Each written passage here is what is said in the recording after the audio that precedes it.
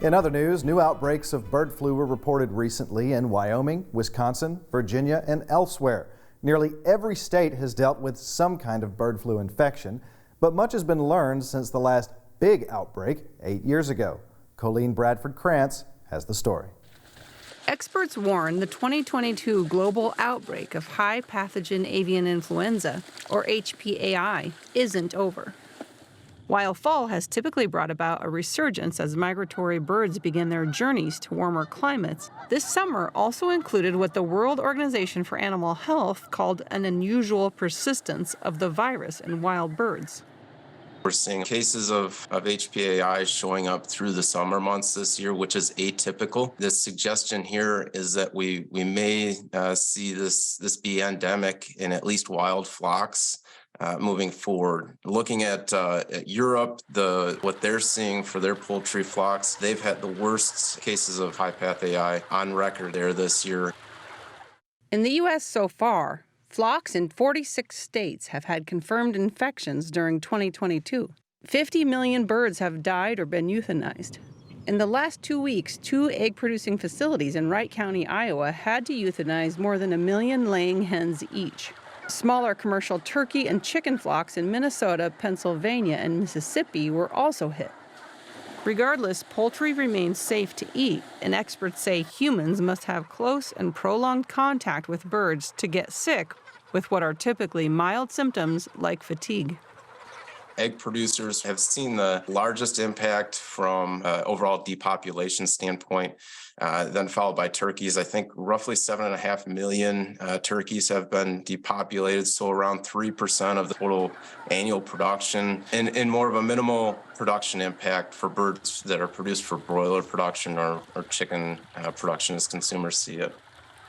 One export official says that the last major high-path bird flu outbreak, which hit the U.S. in 2014-15, provided lessons that have helped minimize the current outbreak's financial impact on commercial operations.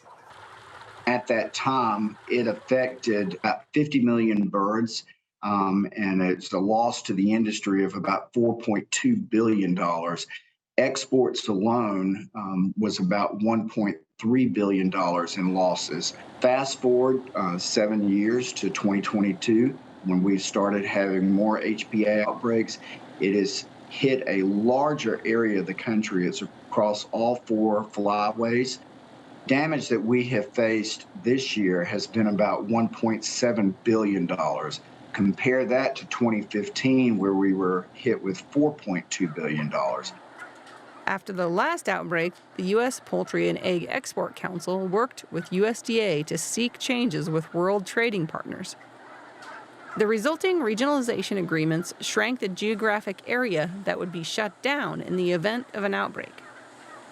These agreements are so that if we have an outbreak in a particular county, some countries used to ban the entire U.S., and now they're only banning the state or even down to the county level, and in some cases, just a radius around the site where the infection took place. So that has helped us to keep product flowing from the United States.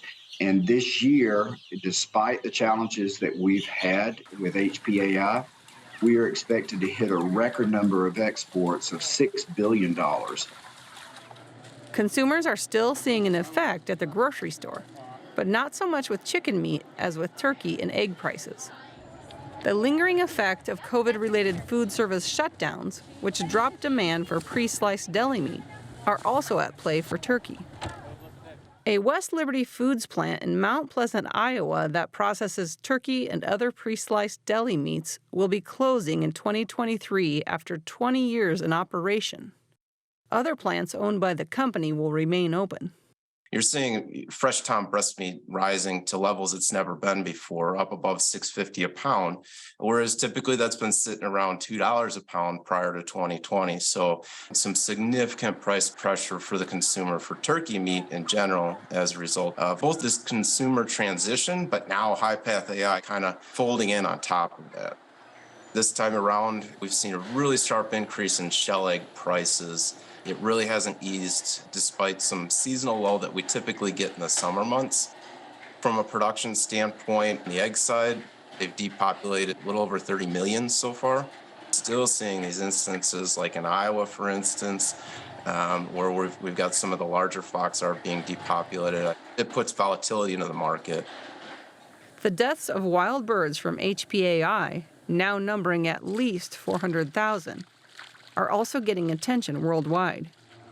At the same time, a global conversation has begun over the possibility of vaccinating domestic flocks.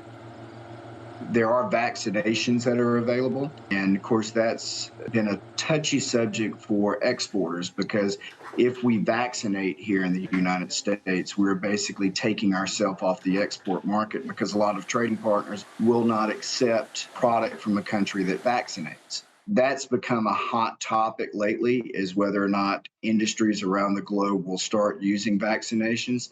The Europeans are looking at that. To try to protect their flocks because it is very costly. But the World Organization for Animal Health is warning that vaccinating birds will present some challenges. Birds can still get infected and show no symptoms, making surveillance of the disease more challenging and possibly allowing silent transmission.